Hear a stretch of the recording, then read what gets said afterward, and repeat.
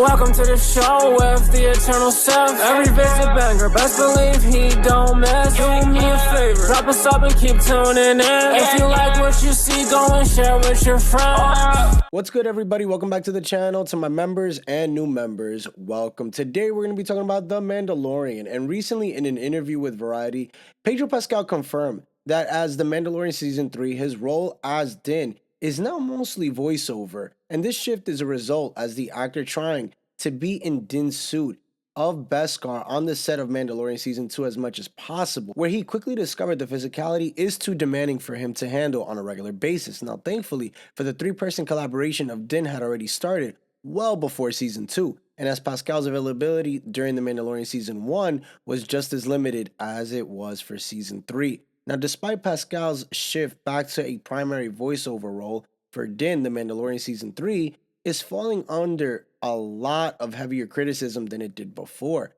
Now, many people have accredited his lack of availability for the change in Din's character arc, which pivoted from him questioning his helmet rule at the end of Mandalorian Season 2 to his strict allegiance and redemption in Mandalorian Season 3.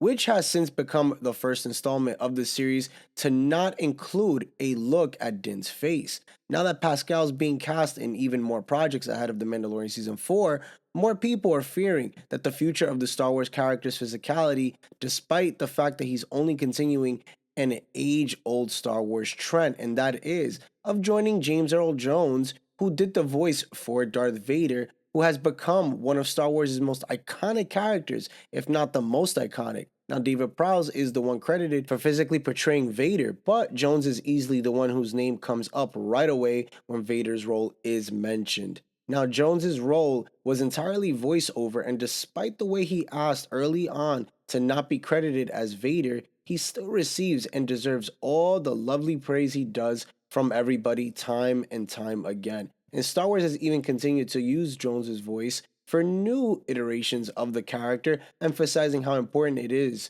to his voice to be the one of Vader. Now, it's interesting then that Pascal falls under the same criticism for doing exactly what Jones does, especially when Pascal is also more physically present in the role. Jones not being in Vader's suit in no way diminishes his role, as many people would agree, but for some reason, people do believe and diminish Pascal's role for some reason, and Din and Vader may be very different characters with legacies that are worlds apart at the moment, but both are equally crucial to their own era of Star Wars, which means Pascal shouldn't be criticized for doing what Jones did and at a really good level. I mean, I have to say, Pascal does a really good job voicing Mando, and he is Mando. I mean, come on. The guy does a phenomenal job, and we shouldn't crucify him for this. Because he took his helmet off, we got lucky, but necessarily he doesn't have to take the helmet off, and it's okay, guys. We will be just fine the same way we had James Earl Jones doing the voice for so many years. We'll be fine with Pedro Pascal doing the voice for Mando